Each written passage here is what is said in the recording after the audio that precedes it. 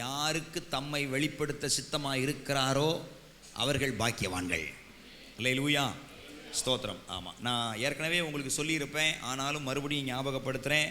இந்த மாதம் வாக்குத்தத்தத்துக்கு நேராகத்தான் நம்முடைய கவனத்தை திருப்புகிறோம். ஆனாலும் நீங்கள் அறிந்து கொள்ள வேண்டிய ஒரு வெளிப்பாடை முதலாவது உங்களுக்கு சொல்லி உங்களை தொடர்ந்து அந்த வாக்குத்தத்த வசனத்துக்குள்ளாக நடத்த விரும்புகிறேன். அது என்னவென்றால், ஸ்தோத்திரம், தேவன் ஒரு மனிதனை நேசிப்பாரானால் அந்த நேசம் 3 வழிகளிலே வெளிப்படும். ஸ்தோத்திரம், ஒரு மனுஷிய தேவன் நேசிப்பாரானால் அந்த நேசம் 3 படிகளிலே 3 வழிகளிலே ஸ்டெப்ஸில் வெளிப்படும். ஸ்தோத்திரம், அது என்னவென்றால், முதலாவது கர்த்தர் ஒரு மனுஷனை நேசிப்பாரானால் அவனுடைய அன்றாட தேவைகளை அவர் சந்திப்பார். ஸ்தோத்திரம், அவனுக்கு ஆகாரம் கொடுப்பார், அவனுக்கு வீடு கொடுப்பார், அவனுக்கு கார் கொடுப்பார், அவனுக்கு தேவையான சகல வசதிகளை ஆரோக்கியத்தை கொடுப்பார், அவனை நேசித்து நல்லா வைப்பார். அல்லேலூயா. இது சாதாரணமாக எல்லாருக்கும் கிடைக்க பெறுவது. ஸ்தோத்திரம். நீங்கள் சொல்லலாம், பாஸ்டர் இதை ரட்சிக்கப்படாதவங்க கூட பெற்றிருக்கிறாங்களே. ஆமாம், கர்த்தர் அவர்களை நேசிக்கிறபடினாலே அவர்கள் உழைக்கும்படியான பலனை கொடுக்கிறார், அவங்க உழைத்த ஊதியத்தை கொடுக்கிறார், அதனால் அவர்கள் சமாதானமாய் செழிப்பாய் வாழ்ந்திருக்க உதவி செய்கிறார். வேத வசனம் சொல்லுகிறது, அவர் நல்லோர் மேலும் தீயோர் மேலும் மழையை பெய்ய பண்ணி எல்லாரையும் அவர் ஆசீர்வதிக்கிற தேவனாக இருக்கிறார். This is basic love of God. ஸ்தோத்திரம். ஆமாம், ஆண்டவர் எல்லாரையும் நேசிப்பாரானால் அவர்கள் சமாதானம் உள்ள ஜீவனம் பண்ணும்படியான தேசத்தில் கர்த்தர் வைத்திருப்பார். அல்லேலூயா, ஸ்தோத்திரம். This is basic love. ஸ்தோத்திரம். செகண்ட் லெவல் ஆஃப் லவ், தேவன் ஒரு மனுஷனை அடுத்த ஒரு லெவலுக்கு ஆசீர்வதிப்பாரானால் அந்த மனுஷன்ட்ட போய் அவனுடைய எதிர்காலத்தை குறித்து அவனோட பேசுவார், அவனுடைய பிள்ளைகளின் எதிர்காலத்தை குறித்து அவனோடு பேசுவார், அவனுடைய சந்ததிகளை குறித்து கர்த்தர் அவனோடு பேசுவார். ஸ்தோத்திரம். அப்படி உங்களிடத்தில் யாரிடத்தில் ஆயிலும் ஆண்டவர் பேசியிருப்பாரானால் நீங்க அவருடைய அன்பின் அடுத்த அளவுக்கு நீங்கள் கடந்து வந்திருக்கிறீர்கள் என்று அர்த்தம். அல்லேலூயா, ஸ்தோத்திரம். ஆமாம், உங்கள் பிள்ளைகளை குறித்து ஆண்டவர் உங்கள்கிட்ட பேசியிருக்காரா? உங்கள் எதிர்காலத்தை குறித்து ஆண்டவர் உங்கள்கிட்ட பேசியிருக்கிறாரா? உங்கள் சந்ததிகளை குறித்து ஆண்டவர் உங்களோட பேசியிருக்கிறாரா? நான் சொல்லுவேன், நீங்கள் பாக்கியவான்கள். தேவன் உங்களை நேசிக்கிறதின் அடுத்த லெவலுக்குள்ள கர்த்தர் உங்களை கொண்டு போயிருக்கிறார். அல்லேலூயா. உங்கள் சபையை குறித்து, உங்கள் ஊழியத்தை குறித்து, உங்கள் எதிர்காலத்தை குறித்து கர்த்தர் உங்களோட பேசுகிறாரா? உங்கள் ஊழியக்காரரை குறித்து கர்த்தர் பேசுகிறாரா? உங்கள் சந்ததிகளை குறித்து கர்த்தர் உங்களோட பேசுகிறாரா? நீங்கள் பாக்கியவான்கள். ஆண்டவர் அடுத்த லெவலுக்குள்ள உங்க சந்ததியை குறித்த வெளிப்பாடை உங்களுக்கு தரும்போது நீங்கள் ஒன்றை தெரிந்து கொள்ள வேண்டும், கர்த்தர் என்னை நேசிக்கிறார் என்று சொல்லி. ஆண்டவர் தாவீதினுடைய எதிர்காலத்தை குறித்து தாவீதிட்ட பேசினதுனால அவர் சொல்றாரு, ஆண்டவரே என் வீட்டை குறித்து வெகு தூரத்து காலத்து செய்தியை சொன்னீரே, என் குடும்பத்தை குறித்து, என் சந்ததியை குறித்து வெகு தூரத்து காலத்து செய்தியை சொன்னீரே. அப்படி என்ன செய்தியை கர்த்தர் தாவீதிட்ட போய் சொன்னாரு? ஆண்டவர் சொன்னாரு, தாவீதே உன்னை எனக்கு ரொம்ப பிடிச்சிருக்குப்பா, அதனால சிங்காசனம் உன் சந்ததியை விட்டு நீங்குவதில்லை அப்படி சொல்லிட்டார். சிங்காசனம் உன்னை விட்டு நீங்குவதில்லைன்னு சொன்னாலே பெரிய விஷயம். ஏன்னா அதுக்கு முந்தின ராஜா சவுலுடைய சிங்காசனம் அசைந்து கொண்டே இருந்தது. அவன் சிங்காசனம் அவன் பிள்ளையாகிய யோனத்தானுக்கு என்ன செய்யலை, போகலை. அப்போ சிங்காசனம் ஒன்றை விட்டு நீங்குவதில்லைன்னு சொன்னாலே பெரிய விஷயம். ஆனால் ஆண்டவர் சொல்கிறாரு, தாவீது உன்னை எனக்கு ரொம்ப பிடிக்கும், அதனால சிங்காசனம் உன் சந்ததியை விட்டு நீங்குவதில்லை. அல்லேலூயா. அப்போ பாருங்க, ஆண்டவர் தலைமுறைகளை குறித்து தாவீதோட பேசினார், அவன் எதிர்காலத்தை குறித்து தாவீதோட பேசினார், அவன் வம்சாவளியை குறித்து சந்ததிகளை குறித்து கர்த்தர் தாவீதோடு பேசினார். ஆனபடினாலே தாவீதை கர்த்தர் அதிகமாய் நேசித்தார். The second level of love. David reached the second level of love. ஸ்தோத்திரம். ஒரு மனுஷன்ட்ட உங்க எதிர்காலத்தை குறித்து ஆண்டவர் பேசுவாரானால் நீங்கள் பாக்கியவான்கள். தேவனுடைய அன்பின் அடுத்த 2வது பரிமாணம், ஸ்தோத்திரம், உங்களுக்கு சொல்லப்பட்டவைகளை நிறைவேற்றுமே தவிர சூழ்நிலையினால் உண்டான காரியங்களை நீங்க நம்பாதீங்க. அது உங்க மேல பலன் செய்யும், அது உங்களை அழிச்சிரும். அது அப்படியே இருந்ததுன்னா என் குடும்பம் என்ன ஆகுறது, என் வாழ்க்கை என்ன ஆகுறது, பயப்படாதீங்க. ஏனென்றால் தேவனுடைய அன்பு அவர் சொன்ன வார்த்தையை உங்க வாழ்க்கையில நிறைவேற்ற போதுமானதாக இருக்கிறது. தேவனுடைய வாக்குத்தத்தங்கள் தான் உங்க வாழ்க்கையில தீவிரமாய் நிறைவேறுமே தவிர சூழ்நிலையை பார்த்து உங்க வாழ்க்கையை முடிவு செய்ய வேண்டிய அவசியம் இல்லை. சூழ்நிலைகள் எவ்வளவு கொடியதா இருந்தாலும், எவ்வளவு எதிராக இருந்தாலும், எத்தனை பாதகமாக இருந்தாலும், ஸ்தோத்திரம், கர்த்தருடைய வாக்குத்தத்தம், கர்த்தர் சொன்ன வசனம் உங்க சந்ததிகளை குறித்து, உங்களை குறித்து, உங்க குடும்பத்தை குறித்து கர்த்தர் சொன்ன வார்த்தைகளையே கர்த்தர் நிறைவேற்றி தீருவார். அல்லேலூயா. ஆமாம், அதனால் வேலை, பிஸ்னஸ்ஸு, பணம், பிள்ளைகள், வாழ்க்கை இதெல்லாம் மாறிக்கிட்டே இருக்கும். வேலை மாறும், வருமானம் மாறும், ஸ்தோத்திரம். பிள்ளைகள் மாறுவாங்க, கணவன் மாறும், மனைவி மாறும், எல்லாம் குணங்கள் மாறும், பேச்சு மாறும், ஸ்தோத்திரம். ஆனாலும் ஆனாலும் ஆனாலும் கர்த்தருடைய வார்த்தையோ வானமும் பூமியும் ஒளிந்தாலும் மாறாமல் நம்முடைய வாழ்க்கையில நிறைவேற உண்மை உள்ளதாக இருக்கிறது. அல்லேலூயா. அந்த வார்த்தையை நீங்க நம்பலாம், அந்த வார்த்தையை நீங்க ட்ரஸ்ட் பண்ணலாம். ஸ்தோத்திரம். ஆமா, ஒரு மாசத்துக்குன்னு கர்த்தர் ஒரு வார்த்தையை தாராரா, ஒரு வாக்குத்தத்தத்தை தாராரா, அதை உங்க முழு வாழ்க்கைக்குமாக நம்பி இருக பிடிக்கலாம். அது நம்புவதற்கு தகுதியான வார்த்தையாக இருக்கிறது, அது நிறைவேறுவதற்கு தகுதியான வார்த்தையாக இருக்கிறது. அல்லேலூயா. ஸ்தோத்திரம். ஆமா, you can trust the word which God gave you. உங்களுக்கு கொடுக்கப்பட்ட வார்த்தையை நீங்க தாராளமா நம்பலாம்.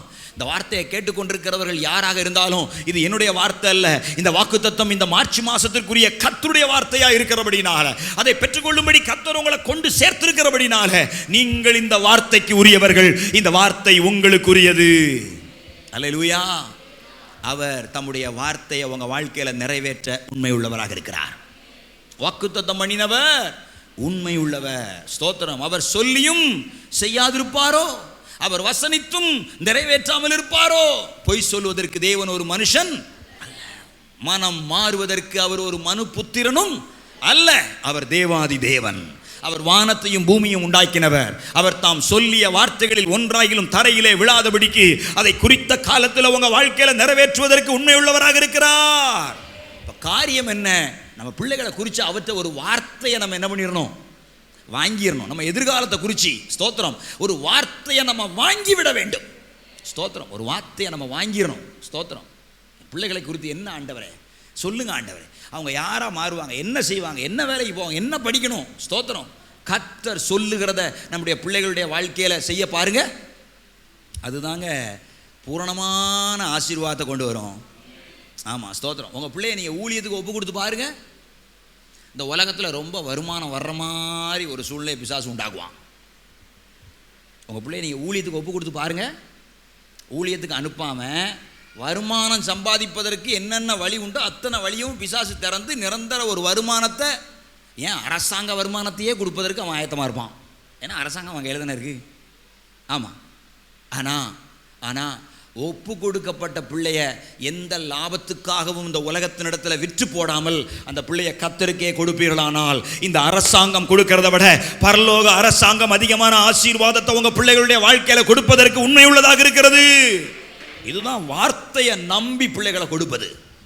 அல்லேலூயா. ஸ்தோத்திரம். ஆமா, என்னைக்கு என்னைய ஆண்டவருக்குன்னு ஒப்பு கொடுத்தாங்களோ அன்னைக்கு எனக்கு பிசாசு வச்ச விலை கூடிக்கிட்டே இருந்தது. 1000, 10,000, 15,000, லட்சம், கோடி வேலை வச்சாலும் நல்ல தாய் தகப்பனை கர்த்தர் எனக்கு தந்ததுனால என் பிள்ளைக்கு இந்த உலகம் எத்தனை கோடி கொடுத்தாலும் அது வேண்டாம், இயேசுவுக்காக போய் ஊழியம் செய்யட்டும்னு எங்கள் அப்பா அம்மா அனுப்பிட்டாங்க. அல்லேலூயா. நானும் அதுக்கு கீழ்ப்படிஞ்சு வந்துட்டேன்.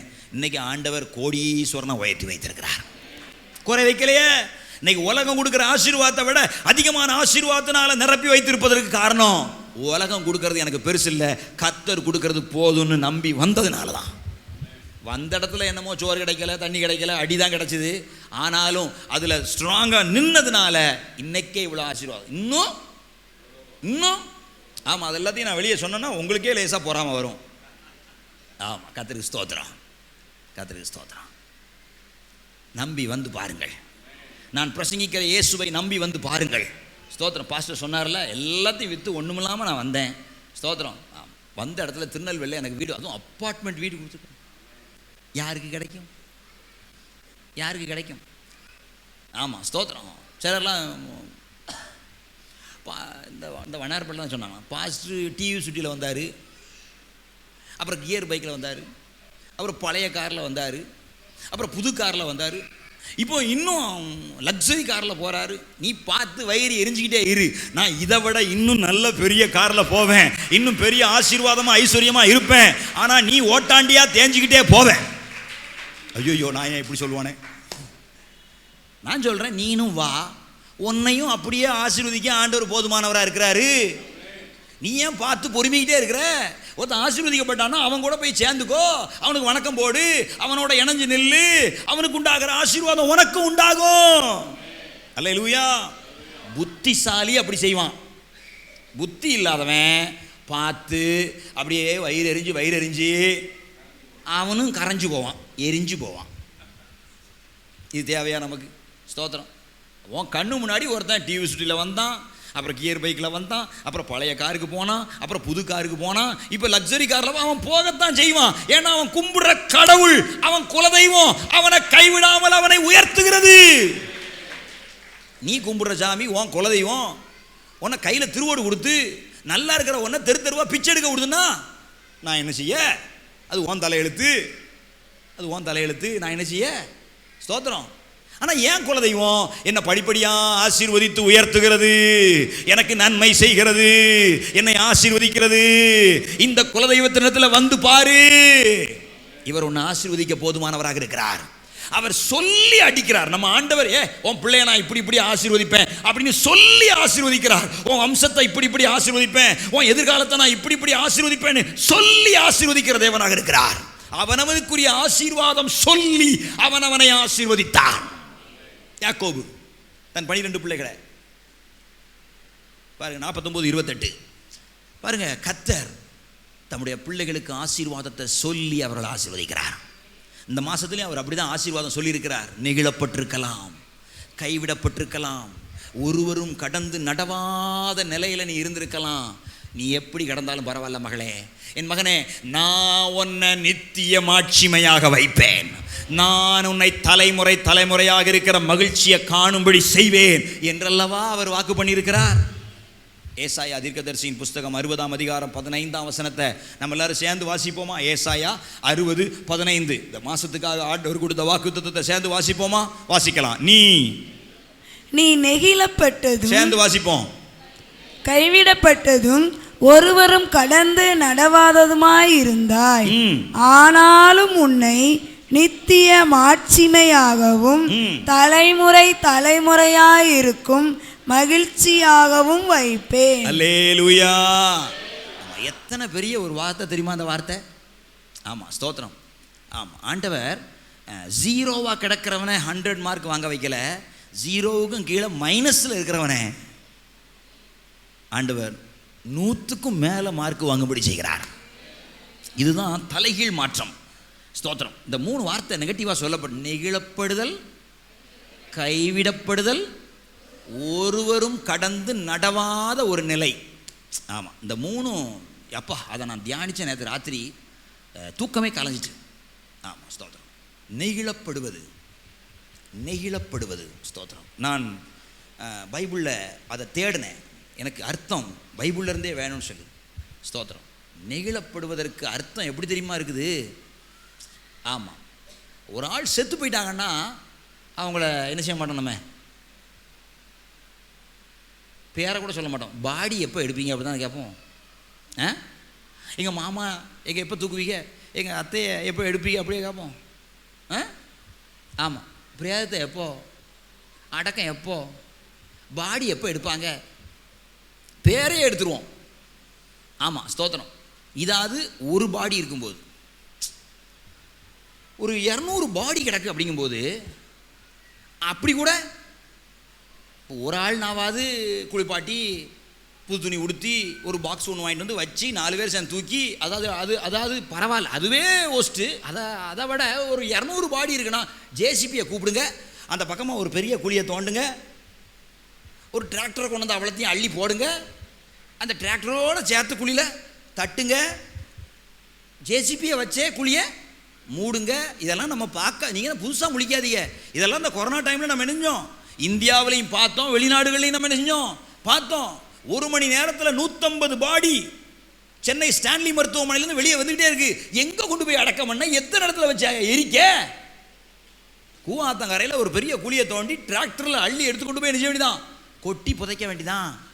அப்புறம் என்ன செய்ய முடியும்? இதுக்கு பேர் தான் நெகிழப்படுவது. சங்கீதக்காரன் சொல்றார், 88ஆம் சங்கீதம் 5ஆம் வசனத்தை நான் நேற்று நைட்டு வாசித்தேன். யாராவது ஒருத்தர் வாசிங்க பார்ப்போம். 88:5. மரித்தவர்களில் ஒருவனைப் போல் நெகிழப்பட்டிருக்கிறேன். மரித்தவர்களில் ஒருவனைப் போல நெகிழப்பட்டிருக்கிறேன். அப்பா, ஒருவன் மரித்தான் அப்படின்னு இல்லை, நிறைய பேர் மரிச்சிட்டாங்க. அவர்களில் ஒருவனைப் போல நான் எண்ணப்பட்டிருக்கிறேன். நெகிழப்பட்டிருக்கிறேன். அதுக்கு பேர் தான் என்ன செய்யப்படுவது? நெகிழப்படுவது. அதுதான் நெகிழப்படுவது. ஸ்தோத்திரம். எனக்கு ஒரு ஊரில் ஒரு உண்மை சம்பவம் சொல்கிறேன், பேர் ஊர் சொல்லக்கூடாது. எனக்கு ஒரு உண்மை சம்பவம் சொல்கிறேன். ஒரு ஊரில் ஒரு மாமா பெரிய கோடீஸ்வரன், பெரிய கோடீஸ்வரன். ஸ்தோத்திரம். அவருக்கும் அப்பார்ட்மெண்ட்டில் வீடு இருக்குது. அப்பார்ட்மெண்ட்டில் இவங்களும் அப்பாட்டக்கர்கள். நமக்கு தான் தரையில் ஆண்டவர் வீடை கொடுத்துட்டாரு. ஸ்தோத்திரம். சரி, அப்போ அந்த மாமா ரொம்ப ஒரு எப்படி சொல்ல, அவர் அப்போவுமே பெரிய ஆஃபீஸர், பெரிய கோடீஸ்வரர், அப்பார்ட்மெண்ட் வீடுகள், காரு, வசதி, பணம், பெரிய ஆள். ரொம்ப எப்படி சொல்ல, சுகபோகமாக வாழ்கிற ஒரு ஆள். ஆமாம், வீடு அவ்வளோ நீட்டாக இருக்கணும், எல்லாம் அப்படி இருக்கணும். சரி, வீட்டுக்குள்ளேயே செருப்பு போட்டு அலைவாங்க தெரியுமா? அப்புறம் அந்த மாதிரி கோஷ்டி கொஞ்சம் அப்பாட்டாக்கிறன்னு வச்சுக்கோங்களேன். நான் அந்த இடத்துல இல்லை, பட் சொன்னதை கேட்டேன். திடீர்னு ஒரு நாள் நெஞ்சு வலி வந்துச்சு. ஆம்புலன்ஸ், ப்ரைவேட் ஆம்புலன்ஸ் வருது. அவரை படுக்க வச்சு கொண்டு போகிறாங்க. அப்போ அங்கிட்டு தூக்காத, இங்கிட்டு தூக்காத, நேராக தூக்கு, தலை கீழே போகுது. அப்படி அவர் இவ்வளவுக்கு நெஞ்சு வலி தான். அவர் அவ்வளவும் அந்த ஆட்களை ஏசுறாரு, வைக்காரு, போகிறாரு, கடுமையாக நடந்துக்கிறாரு. அவரை ஹேண்டில் பண்ணுறதுக்கே ஆட்கள் பயப்படுறாங்க. எங்கள் அத்தை பக்கத்தில் உட்காந்தாலும் நான் செத்தா போயிட்டு அழுதுட்டு இருக்கேன். எங்கள் அத்தையை கடிக்காரு. பிள்ளைகளில் ஒருவரும் பக்கத்தில் போய் ஒன்றும் பேச முடியாது. டிமார் பயங்கர கோபம், எரிச்சப்படாரு. அந்த வேன் ஆடும்போது தலையை பிடி, தலையை பிடிக்கணும். அவரை தாங்கி தடுக்கிறதுக்குள்ளேயே இருக்கிறவங்க எல்லாம், சில ஆட்களை கவனிக்கிறதுக்குள்ளே இருக்கிறவங்க என்ன ஆயிடுவாங்க, பேஷண்ட்டை கொண்டு போய் ஆஸ்பத்திரியில் வச்சுட்டு அவங்க சுகமாகி வர்றதுக்குள்ளே பார்க்க போன ஆள் பேஷண்ட் ஆயிடுவாங்கன்னு சொல்லுவாங்க தெரியுமா? அந்த மாதிரி படுத்துகிற ஆளாக்கும் இந்த எங்கள் மாமா. ஸ்தோத்திரம். அவரை கொண்டு போய் ஆஸ்பத்திரியில் சேர்க்கறதுக்குள்ளே படாதப்பட்டாங்க. உள்ளே கொண்டு போனாங்க, டெஸ்ட் பண்ணாங்க. கொஞ்ச நேரத்தில் செத்துட்டாருன்னு சொல்லி பாடியை வெளியிட்டாங்க. கூட்டிகிட்டு போன ஆட்களும் இப்படி பணக்காரனா ஆட்கள் நிறைய வருவாங்க. அவர் சோமில் நெஞ்சு வலிக்கு ஃபோன் பறந்தது. பல ஆட்கள் அந்த ஆம்புலன்ஸ் பின்னாடியே ஒரு 4-5 கார் போகுது. எல்லாம் பார்க்காங்க. ஆஸ்பத்திரியில் இறக்கும் போதே அவருக்கு அவ்வளவு இது, அங்கே போட்டு இங்கே போன பணக்காரங்களை ஆஸ்பத்திரியில் கொண்டு போகும்போது எவ்வளோ தடார்படார் உங்களுக்கு தெரியுங்களா? அந்த மாதிரி எல்லாம் தடார்படார். சில நிமிடங்களில் ஆள் முடிஞ்சதுன்னு சொன்னாங்க. திரும்ப அதே மாதிரி அதே ஸ்ட்ரெச்சரை தூக்கின பையன் அதே ஆம்புலன்ஸுக்கு அதே ஆளை ஏற்றிட்டு வரான். அப்போ அந்த தலை கடந்து அப்படியே ஆடுது. ஸ்ட்ரெச்சரை வாங்கி உள்ளே தள்ளினான். பாடி வலியும் தலை தொங்குது. கேட்குறதுக்கு நாதி இல்லை. அவனே தலையை பிடிச்சி உள்ளே தள்ளுறான். இதை அந்த அவரை சம்பந்தம் பண்ண ஆள் பார்த்துக்கிட்டே இருந்தது. என்கிட்ட வந்து ஏன் சொல்லணும்னு தெரில. ஒருவேளை இங்கே சொல்கிறதுக்காக தான் என்கிட்ட சொன்னாரோ தெரில. நான் சென்னையில் அந்த இடத்துல இல்லை. அவர் அதை பார்த்தவர் சொல்கிறாரு, கொஞ்ச நேரத்துக்கு முன்னாடி சம்பந்தி எப்படிலாம் அவரை பார்த்து பொதிஞ்சு தலையை பிடி, அங்கே பிடி, இங்கே பிடிலாம் பண்ணோம். சில நிமிடங்களில் அந்த உயிர் போச்சு. அதே ஆம்புலன்ஸு, அதே பையன், அதே ஸ்ட்ரக்சரை வாங்கி தள்ளுறான். தலை தொங்குது. கேட்குறதுக்கு ஆள் இல்லை. யாருமே சொல்லலை. அவனா தலையை தூக்கி உள்ளே தள்ளி வச்சான். அதனால் இருக்குது. நான் சொல்லட்டுமா? இதுதான் மரித்தவர்களில் ஒருவனைப் போல நெகிழப்பட்டு போவது. மரித்தவர்களில் ஒருவனைப் போல நெகிழப்படுவது என்பதற்கான சரியான அர்த்தம் இதுதான் நான் நினைக்கிறேன்.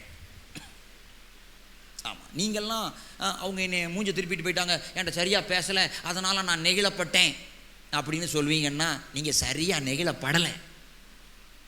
நீங்கள்லாம் சரியாக நெகிழப்படலை. நீங்கள் என்ன ஒன்றுத்துக்கத்த காரியத்துக்கெல்லாம் நான் நெகிழப்பட்டுட்டேன், நான் நெகிழ்ச்சிக்கு முதல்ல ஒழுங்காக ஸ்பெல்லிங் தெரியாது உங்களுக்குலாம். நீங்கள் நெகிழப்பட்டேன்னு சொல்லி ரொம்ப வருத்தப்பட்டு இருக்கீங்க. மரித்தவர்களில் ஒருவனை போல நெகிழப்பட்டேன். அதுவும் ஒரு ஆள் மரிச்சாவது தலையை தூக்கி அந்த ஆம்புலன்ஸ் பாய் உள்ள தள்ளினா. இதே இது 100 பணத்தில் ஒரு 10 பணத்துக்கு தலை தொங்குதுன்னு வைங்களேன். அவன் என்ன செய்வான்? தொங்குனா தொங்கிட்டு போகுது. பெண்ண அந்த விழுந்துற போகுது. அட அந்தே தான் விழுந்தா என்ன, அத்தனையும் அந்தாக்கில் டிராக்டரோட குறியில் தானே தள்ளப்பட போகிறோம் அப்படின்னு அதை நெகிழ்வான் பாருங்க. அதுக்கு பேர் தான் என்னது? நெகிழப்படுவது. சே, இதுக்கு மேலே நெகிழப்படுறதுக்கு உங்களுக்கு விளக்கம் சொல்ல முடியாதுன்னு நான் நினைக்கிறேன். எத்தனை பேர் ஆமேன்னு சொல்லுவீங்க? அப்படி நெகிழப்பட்டு போனாலும் ஆண்டவர் சொல்றாரு, உன்னை நித்திய மாட்சிமையாக மாற்றுகிற ஒரு திட்டம் எனக்குள்ளே இருக்கிறது. அல்லேலூயா! என்ன ஒரு ஆண்டவர் நம்ம ஆண்டவர்! நான் அந்த 3ல் 3rd level ஆஃப் லவ் அவங்களுக்கு சொல்லல.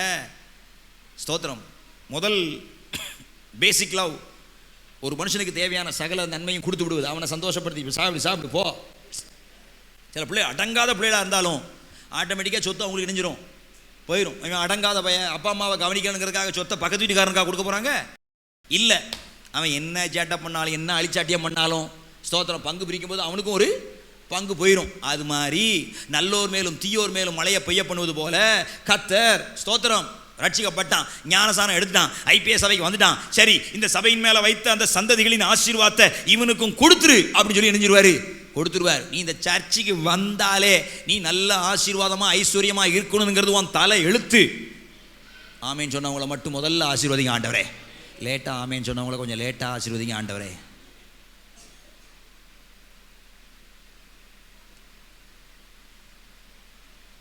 இந்த சபைக்குள்ளே வந்தவங்களுக்கு சில தலையெழுத்து இருக்குது. சிலர்லாம் ஓப்பனாகவே சொல்கிறாங்க, உங்கள் சர்ச்சுக்கு வர்றவங்க எல்லாருமே பணக்காரங்களாகிட்டே இருக்காங்களே, அது எங்கள் சர்ச்சினுடைய தலையெழுத்து. ஒன்றும் இல்லாமல் ஓட்டாண்டியாக வந்தாலும் அவங்க அப்பார்ட்மெண்ட்டில் அப்பா டக்கரா வீடு வாங்கணுங்கிறது அவங்க தலையெழுத்து. ஆமாம், ஸ்தோத்திரம். நீங்கள் செக் பண்ணுறதுக்கு வேணால் வந்து பாருங்களேன். நீங்கள் எல்லாத்தையும் இழந்து எல்லாத்தையும் தொலைச்சி ஒன்றும் இல்லாமல் ஓட்டாண்டியாக நீங்கள் வந்து பாருங்களேன். ரொம்ப வேண்டாம், 365 நாளில் என்ன நடக்குன்னு பாருங்க. ஆமாம், அது இந்த சபையினுடைய தலையெழுத்து. நீ வந்தால் ஆசீர்வதிக்கப்படணுங்கிறது உன் தலையெழுத்து. நீ எவ்வளவு நெருக்கத்தில், எவ்வளவு ஸ்தோத்திரம், எல்லாத்தையும் இழந்து ஓட்டாண்டியா நெகிழப்பட்ட நிலைமையில வந்தாலும் உன்னை நித்திய மாட்சிமையாய் வைப்பேன் என்று ஆண்டவர் சொன்ன வாக்குத்தத்தம் இந்த சபைக்கு உரியது, இந்த சபையாருக்கு உரியது, இந்த சத்தத்தை கேட்கிறவர்களுக்கு உரியது. எஸ், ஆமேன். அது அங்கீகரிக்கிறவர்களுக்கெல்லாம் அந்த வார்த்தை பலன் செய்யும். அல்லேலூயா, ஸ்தோத்திரம். கர்த்தர் தம்முடைய வார்த்தையை நிறைவேற்ற உண்மையுள்ளவராக இருக்கிறார். நான் எத்தனையோ சாட்சிகளை இங்கே சொல்ல முடியும், எத்தனையோ சாட்சிகளை சொல்ல முடியும். ஸ்தோத்திரம். நீங்கள் அதற்கு சாட்சியாக இருக்கிறீங்க. எத்தனை பேர் ஆமேன்னு சொல்லுவீங்க? ஆமாம், ஸ்தோத்திரம். இங்கே நான் ஒவ்வொருத்தர் முகத்தை பார்க்கும்போது எனக்கு ஒவ்வொரு ஸ்டோரி ஞாபகத்துக்கு வருது. கர்த்தர் எப்படி உங்கள் வாழ்க்கையில் தம்முடைய வார்த்தையை நிறைவேற்றி இருக்கிறான்னு சொல்லி. நெகிழப்பட்ட நிலைமை, செத்தவனை போல எண்ணப்படுகிற ஒரு நிலை, அதுவும் அநேக பிரேதங்களில் ஒரு பிரேதமாக எண்ணப்படுகிற ஒரு நிலை. ஆனாலும் அவர்களை கர்த்தர் தேடி வந்து அவர்களை நித்திய மாட்சிமைக்கு உரியவர்களாக மாற்றுகிறாரே. ஓ, நம்முடைய தேவன் எவ்வளவு அன்புள்ளவர்! ஆமாம், அந்த அன்பில் அந்த 3rd level தான் ஹையஸ்ட் லெவல். ஃபர்ஸ்ட் லெவல் எல்லாருக்கும் உரியது.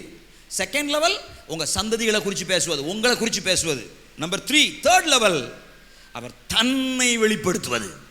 அல்லேலூயா! யாரையாவது ரொம்ப நேசிப்பார்னா அவங்கள்ட்ட தேவன் போய் தன்னை வெளிப்படுத்துவார். தான் யார் என்று சொல்லுவார். நீ யார் என்று சொல்வது 2வது லெவல், தான் யார் என்று கர்த்தர் சொல்வது 3வது லெவல். நான் தியாலஜி படிச்சிருக்கேன். What is mean by theology? Biology, செடி கொடியை பற்றி படிக்கிற படிப்பு. ஜுவாலஜி, மிருகங்களை பற்றி படிக்கிற படிப்பு. தியாலஜி, தேவனை குறித்து படிக்கிற படிப்பு. இறையியல், இறைவனை குறித்து படிப்பது. ஸ்தோத்திரம். 3 வருஷம் ஹாஸ்டலில் உட்காந்து பைபிள் காலேஜில் உட்காந்து 3 வருஷம் படித்தேன். ஸ்தோத்திரம். அது படித்தும் நான் இறைவனை முழுசாக படித்து முடிக்கலன்னு சொல்லி அதுக்கப்புறம் கரஸ்பாண்டன்ஸில் எம்டிஹெச் படித்தேன், மாஸ்டர் ஆஃப் தியாலஜி. 2 வருஷம் படிக்கணும், பட் எனக்கு முடிக்க முடியல. கொஞ்சம் வேலை பழு அதிகமாக இருந்தாலும் 3 வருஷம் முக்கி படித்து பரிட்சை எழுதி பாஸ் பண்ணி எம்டிஹெச் சர்டிஃபிகேட் வாங்கிட்டேன். இப்போ அடுத்தது டிடிஹெச்சுக்கு அப்ளை பண்ணியிருக்கேன். அது என்னது? Doctorate of theology. ஸ்தோத்திரம். அந்த பட்டத்தை வாங்கிட்டோம்னா அதுக்கப்புறம் என்னை எப்படி தான் கூப்பிடணும்?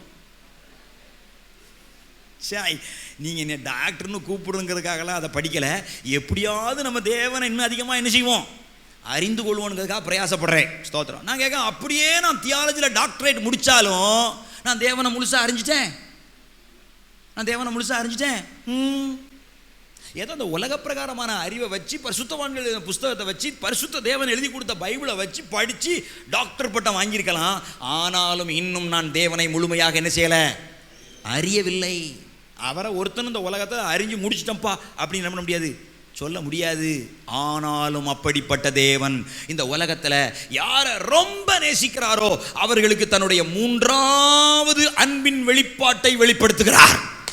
அதுதான் தேவன் தன்னை வெளிப்படுத்துவது. அதுதான் தேவன் தன்னை வெளிப்படுத்துவது. அல்லேலூயா, ஸ்தோத்திரம். யாருக்கு தேவன் தன்னை வெளிப்படுத்துகிறாரோ அவர்கள் பாக்கியவான்கள். தாவீதுக்கு சந்ததியை வெளிப்படுத்தினார், அவனுடைய குடும்பத்தை குறித்து வெளிப்படுத்தினார், அவனுடைய வீட்டை குறித்து வெகு தூரத்து காலத்து செய்தியை சொன்னார். ஆனால் வெகு சிலருக்கோ தேவன் தன்னை வெளிப்படுத்தினார். நான் சிம்பிளாக ஒரே வார்த்தையில் சொல்லிட்டு தாண்டி போகிறேன். ஆபிரகாமுக்கு வெளிப்படுத்தப்பட்ட அளவை விட இந்த புதிய ஏற்பாட்டு கால விசுவாசிகளுக்கு தேவன் தன்னை வெளிப்படுத்தின அளவு அதிகம். எத்தனை பேர் நீங்கள் அதை ஏற்றுக்கொள்வீங்க? ஆபிரகாமுக்கு கூட தான் எவ்வளவு அன்புள்ளவர் என்பதை ஆண்டவர் என்ன செய்யலை. அதனால தான் கொடூரமாக உன் பிள்ளைய கொண்டு மோரியா மலையில் எனக்கு பலி செலுத்துன்னு கேட்டார். ஆனால் உங்கள்கிட்டலாம் அப்படி ஒரு கேள்வியே என்ன பண்ணுறது இல்லை, கேட்கறது இல்லை. ஸ்தோத்திரம். நம்ம ரொம்ப நேசிச்சோம்னா அந்த பிள்ளைய அக்கினி சோதனைக்குள்ள நினைச்ச மாட்டோம், அனுப்ப மாட்டோம் இல்லையா? அல்லேலூயா. ஆமாம். ரெண்டாவது அங்கே ஒரு வார்த்தை போடப்பட்டிருக்குது, நெகிழப்பட்டதும் கைவிடப்பட்டதும். கைவிடப்பட்டதும். நிறைய பேர் நீங்கள் டைலாக் பேச, என்னை கைவிட்டாங்க, என்னை கைவிட்டாங்க. இந்த பிள்ளைகள் சொல்ல முகம், என் ஃப்ரெண்டு என்னை விட்டுட்டு போயிட்டா, என் கூட பேசவே மாட்டுக்கா. சரி, ஃப்ரெண்டு 4 நாள் பேசலையும் அதுக்கு மூஞ்ச தூக்கிக்கிட்டு பாடம் படிக்காமல் மார்க் எடுக்காமல். மோஸ்ட்லி பாய்ஸ் அந்த மாதிரி ரொம்ப அப்படிலாம் பண்ண, அவன் போனால் போயிட்டு போகிறான் போகல. ஆமாம், நாங்கள் அப்படி போயிடுவோம். இந்த பிள்ளைகள் அப்படி கொஞ்சம் அப்படி சென்டிமெண்ட்டாக இருக்காள்வ, சென்சிட்டிவாக இருக்காள்வ. அது நல்லதில்லை. எவனாலும் போனால் போகட்டும் போடி, அவன் போனால் போகட்டும் போடா அப்படிங்கிற ஒரு மென்டாலிட்டி என்ன செய்யணும், என்ன செய்யணும், வரணும். எந்த பயலும் உங்களுக்கு நிகராய் நிற்பதற்கு தகுதி இல்லை. நான் கர்த்தருடைய பிள்ளை என்கிற உணர்வு எப்பொழுதும் உங்களுக்குள்ளே ஓங்கி எழும்பி நிற்க வேண்டும். அல்லேலூயா. அவன் என்னை பார்க்காம போயிடுவானோ, அவன் என்னை வெறுத்துருவானோ, சிக்காரும்.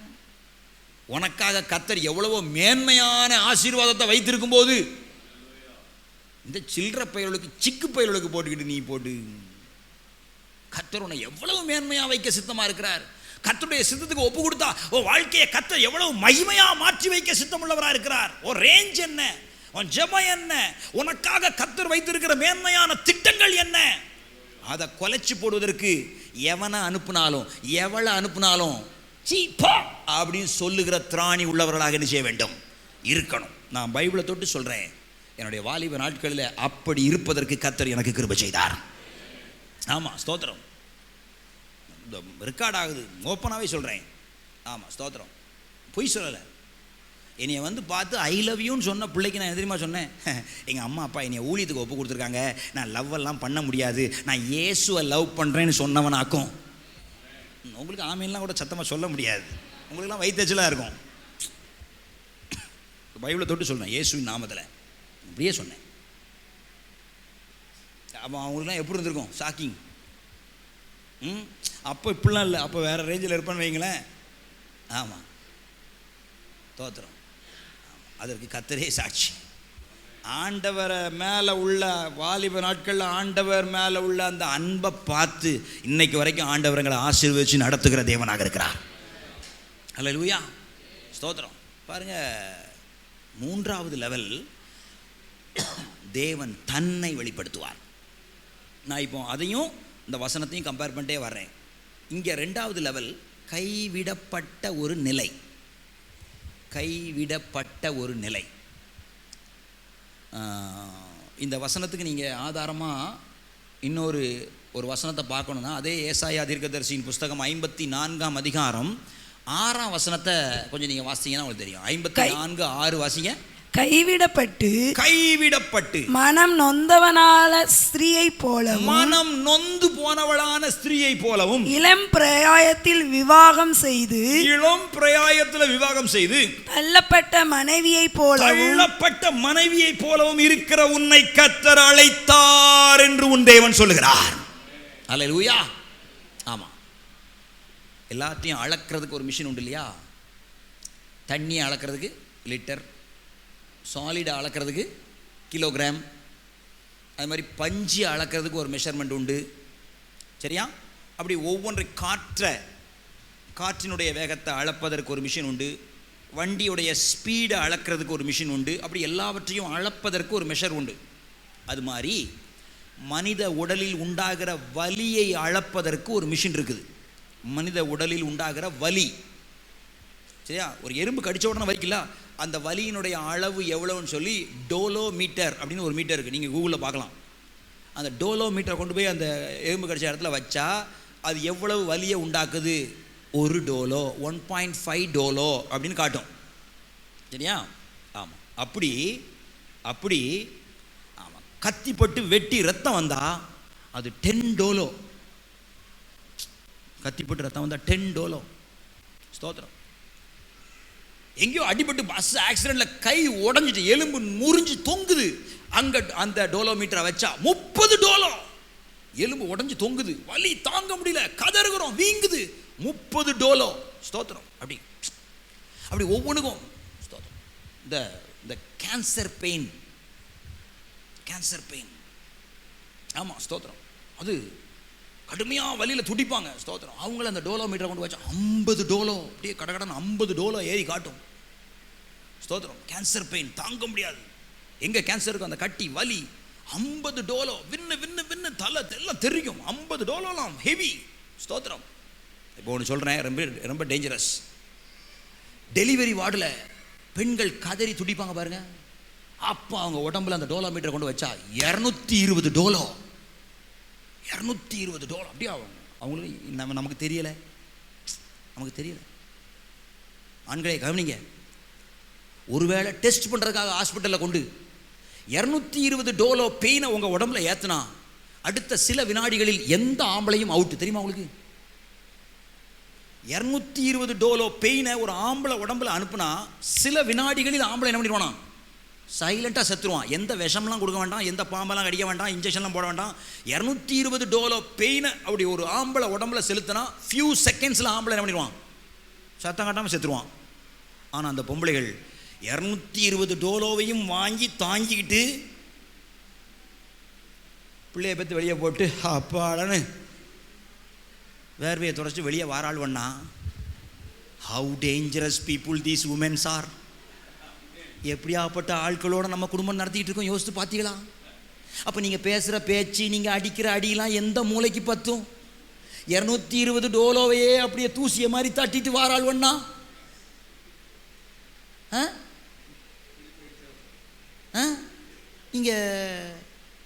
நீங்கள் நினச்சிக்கிட்டீங்க அவ்வளோதான், கதறிட்டா குழம்பிட்டா வச்சுட்டா. இப்போ எங்கள் மாமியார்லாம் 10 11 பெற்றிருக்காங்களே. 220 × 10 11 போட்டால் எத்தனை 1000 டோலோவை தாங்கி அப்படியே உதுத்துட்டு வந்து பிரைஸ் தி லார்ட் ஹல்லேலூயான்ட்டு வாராகண்ணா. அப்போ இவ்வளோ சாதாரண ஆட்களா? இப்போ ஒன்றை பெற்று எடுத்துகிட்டு வர்றதுக்குள்ள அம்மா அவ்வளோ துடிச்சுக்கிட்டு படுத்துகிற பாடு. அதுக்குள்ளே எனக்கு நார்மலே வேண்டாம் டாக்டர், பெயின் வர்றதுக்கு முன்னாடியே அறுத்து வெளியே நெஞ்சிருங்க, எடுத்துருங்க.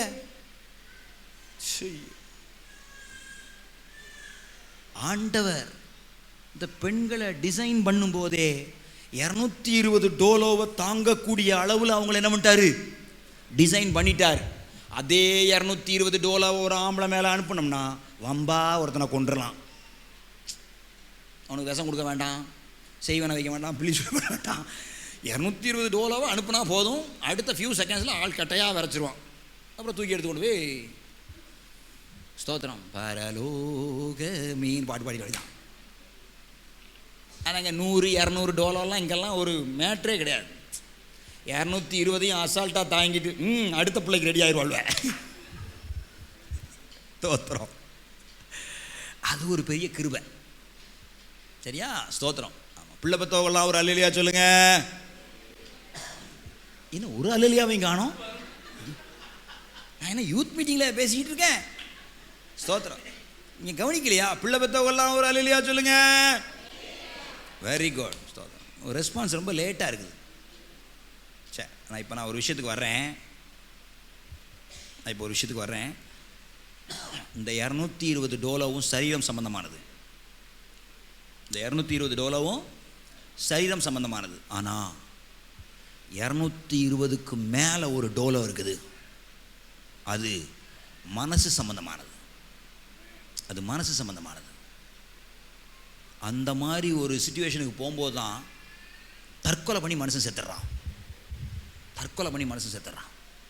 அது எந்த வலி தெரியுமா? சரீர வலியோடு சேர்ந்த மனவேதனை. சரீர வேதனையோடு சேர்ந்த மனவேதனை. இந்த வசனம் சொல்லுது, கைவிடப்பட்டு மனம் நொந்து மனம் நொந்தவளான ஸ்திரீயை போலவும். நம்பர் 1, அவ கைவிடப்பட்டா. 2வது, இளம் பிரயாயத்தில் விவாகம் செய்து தள்ளப்பட்ட மனைவியை போலவும். உன்னை எனக்கு பிடிக்கல, நீ எனக்கு வேண்டாம், இதோட போயிரு அப்படின்னு தள்ளப்பட்டு போன மனைவியை ஒரு மனைவி. அவளுடைய வலி இருக்கு பாருங்க. ஸ்தோத்திரம். நான் ஏன் தெரியுமா இந்த லவ்வெல்லாம் பண்ணி சீரழியாதீங்க பிள்ளைகளா பையங்களான்னு சொல்கிறேன். இவ்வளோ அவன் ரொம்ப நல்லவன், அவன் வல்லவன் சொல்லி அவனை லவ் பண்ணி அவன் பின்னாடி போகிறாள்வ. ஆனால் கெட்டிட்டு போகிறவன் நல்லவனா கெட்டவனா நமக்கு தெரியாது. கொண்டு போனவன் கொண்டு போய் அடிக்க பிடிக்க செஞ்சான் அப்படின்னா அந்த பிள்ளைகளால் அவன்கிட்ட என்ன செய்ய முடியாது, வாழ முடியாது. திரும்ப அப்பா அம்மானும் இங்கே வர முடியாது. அதிகபட்சம் அந்த பிள்ளைகளுடைய லைஃபு கசப்பாக மாறி வாழ்க்கையை வெறுத்து அவங்களே தங்களுக்கு தவறான முடிவுகளை எடுத்துக்கொள்வதற்கான வாய்ப்பு அதிகம் இருக்கிறபடினால இந்திய கலாச்சாரத்தின்படி ஒருத்தங்க பொறுப்பெடுத்து இந்த மாப்பிள்ளை எனக்கு தெரியும், இந்த பொண்ணு எனக்கு தெரியும்னு சொல்லி பார்த்து முடிச்சு வச்சா அங்கேயும் பிரச்சனை வரும். ஆனால் உனக்காக கேட்பதற்கு ஒரு 4 பேர் என்ன செய்வாங்க இருந்து உன் சைடில் உனக்கு சப்போர்ட்டாக பேசுவதற்கு அங்கே கர்த்தர் உனக்கு ஒரு 4 ஆளை தருவதற்காக நீ ஒழுங்கா அப்பா அம்மா பேச்சை கேட்டு கல்யாணம் பண்ணி நல்லாருன்னு சொல்கிறோம். அப்போ அரேஞ்சு மேரேஜில் பிரச்சனையாக வராதா பாஸ்டர்? ஏன் வரும். இப்போ லவ் மேரேஜ்னா பிரச்சனையாக இருக்குமா பாஸ்டர்? இல்லை, நல்லாவும் இருக்கலாம்.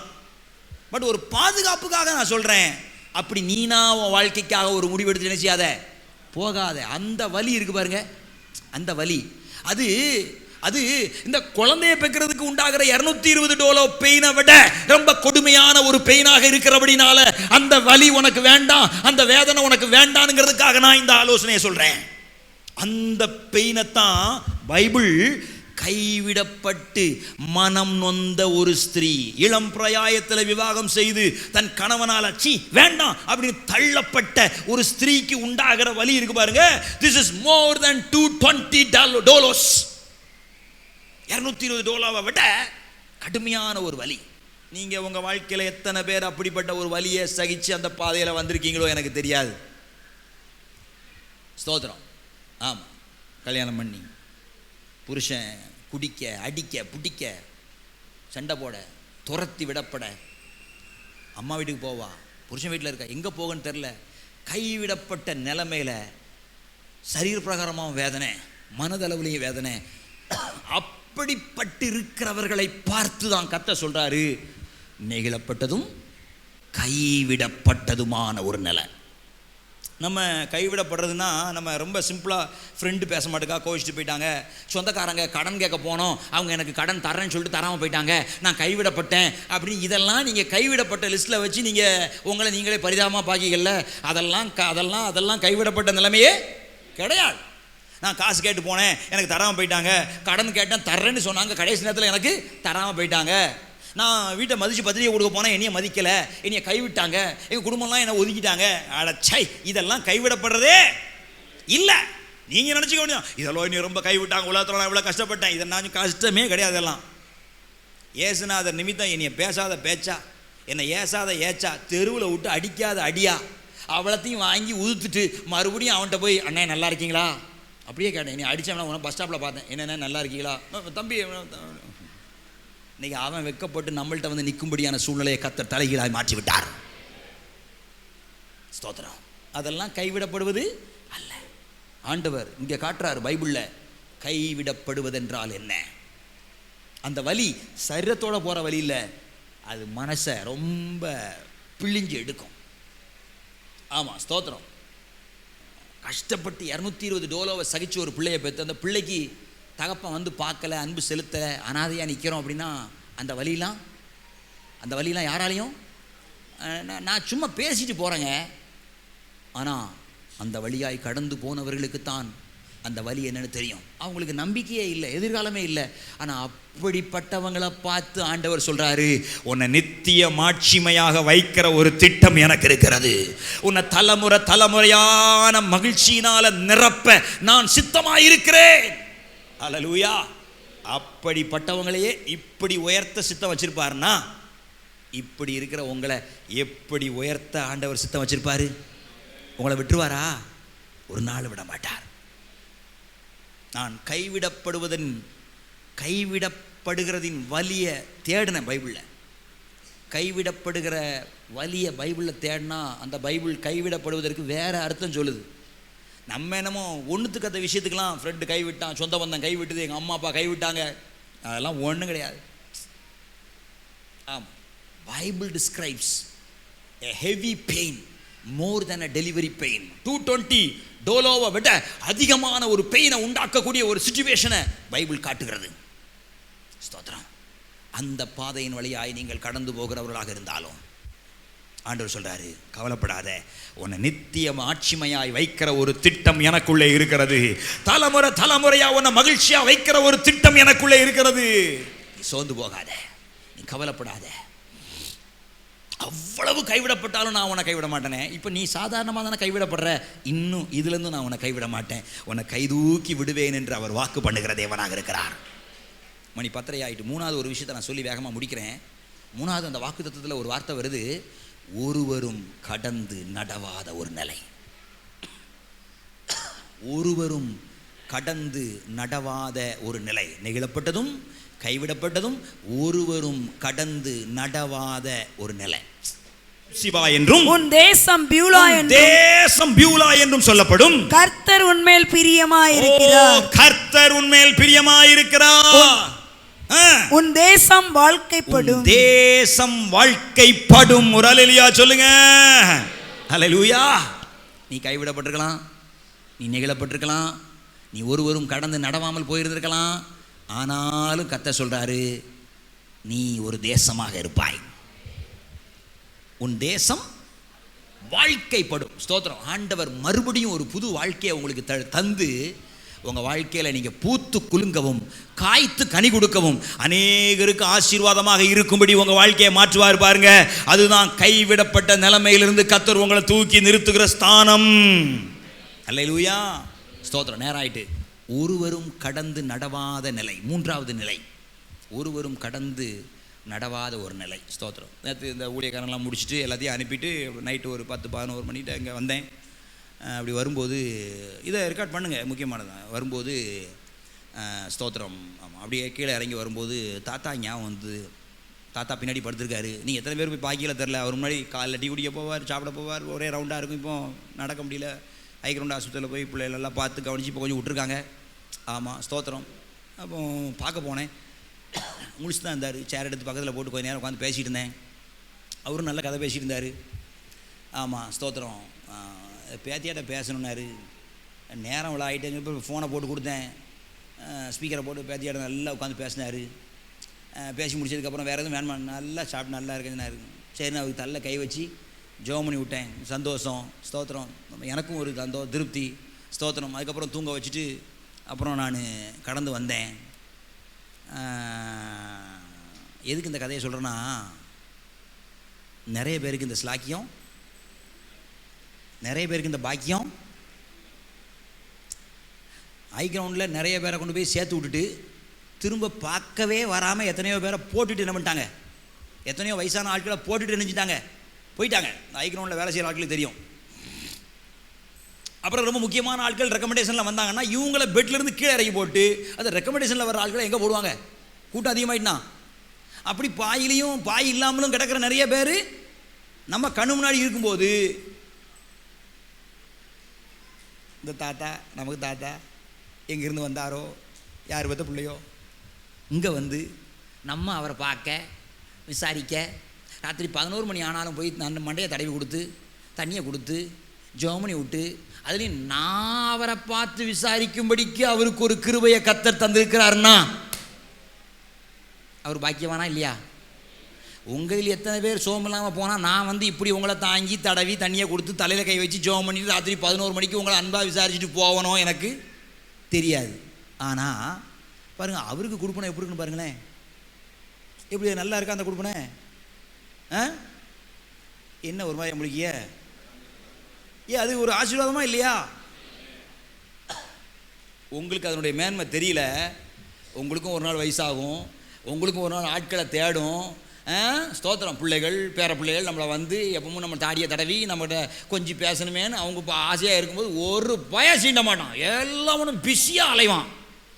பேத்தியாக கொண்டு ஜீன்ஸ் பேண்ட்டை போட்டு வேகமாக வேலையில் அலையும் போது நான் இன்னைக்கு சொன்ன பிரசங்கம் உனக்கு ஞாபகத்துக்கு வரும்.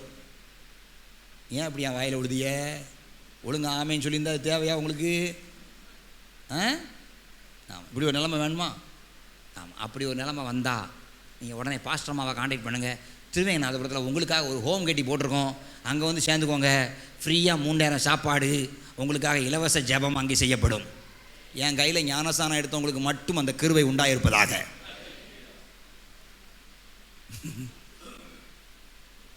ஐயோ, நம்ம அங்கே எடுத்த வச்சு திரும்ப வந்து எடுத்துடலாமா? அது வேண்டாம். ஸ்தோத்திரம். கவலைப்படாதீங்க. ஸ்தோத்திரம். பாருங்க, ஒருவரும் கடந்து நடவாத நிலை இன்னைக்கு ஊரில் உலகத்தில் எவ்வளோ பேருக்கு இருந்தாலும் கர்த்தர் யாரை நேசிக்கிறாரோ அவர்களை தேவ மனிதர்கள், கர்த்தருடைய பிள்ளைகள் தேடி போய் பாதுகாத்து ஆசீர்வதித்து தாங்கி தடுக்கி செய்யக்கூடிய ஒரு சூழ்நிலையை கர்த்தர் உருவாக்கி தருவது தான் நித்திய மாட்சிமையின் ஆசீர்வாதமாக இருக்கிறது. அல்லேலூயா. யாருக்கு கிடைக்கும் இந்த பாக்கியம்? நானும் வயசான காலத்தில் யாராவது ஒருத்தர் நம்மளை தாங்கி தடுக்கி தாடியை தடவி தண்ணியை கொடுத்து நமக்கு ஒரு ஜெபத்தை பண்ணி நமக்கு பிடிச்சமானவங்கள்ட்ட ஃபோனை போட்டு கொடுத்து பேச வச்சு இப்படிலாம் செஞ்சால் நமக்கு எப்படி இருக்கும்? எப்படி இருக்கும்? சந்தோஷமாக இருக்கும்ல? ஸ்தோத்திரம். இதை பெற்றுக்கொள்வதற்கு, இந்த ஆசீர்வாதத்தை பெற்றுக்கொள்வதற்கு ஒரு மனுஷனுக்கு ஒரு கிருபையை தர்றார்னா அதுதான் நித்திய மாட்சிமைக்கும் சந்ததிகளுக்குரிய மகிழ்ச்சிக்கும் உரிய ஆசீர்வாதம். அல்லேலூயா. அப்போ இந்த ஆசீர்வாதம் உங்களுக்கு எல்லாருக்கும் கிடைக்கும். ஸ்தோத்திரம். ஆமாம், எவ்வளோ வயசானாலும் பிள்ளைகளோ யாரோ ஒருத்தர் வந்து உங்களை தாங்கி தடவி தலையை தடவி ஜோம் பண்ணி தண்ணியை கொடுத்து பிரியமானவர்கள்ட்ட பேச வச்சு ஸ்தோத்திரம் இன்னும் வேணுங்கிறத கொடுத்து உங்களை சந்தோஷப்படுத்துவதற்கு கர்த்தர் உங்களுக்கு ஆட்களை அனுப்புவாரானால் நீங்கள் பாக்கியவான்கள். உங்களுக்கு அப்படியே செய்வார். உங்கள் ஒவ்வொருத்தருக்கும் கர்த்தர் செய்வார். எனக்கும் செய்வார் ஐயா, உங்களுக்கும் செய்வார். ஸ்தோத்திரம். அவன் நம்ம எல்லாருக்கும் அந்த கிருபையை தந்து நடத்துவார். ஏன்னா ஒருவரும் கடந்து நடவாத நிலைமை இதற்கு நேராக எதிரானது. ஆண்டவனை சொல்லிட்டாரு, அதை நான் என்னவா மாற்றுவேன்? நித்திய மாட்சிமையாக மாற்றுவேன். அதை நான் என்னவா மாற்றுவேன்? தலைமுறை தலைமுறையாக இருக்கும் மகிழ்ச்சியாக மாற்றுவேன்னு ஆண்டவர் சொன்னார்னா தாம் சொல்லிய வார்த்தையை நம்முடைய முதிர் வயதிலும் நம்முடைய வாழ்க்கையில் நிறைவேற்ற உண்மை உள்ளவராக இருக்கிறார். அல்லேலூயா. ஸ்தோத்திரம். அப்படியே எழுப்பி நிற்போமா? ஸ்தோத்திரம். இவ்வளவு செய்கிற ஆண்டவருக்கு நம்ம என்ன கொடுக்க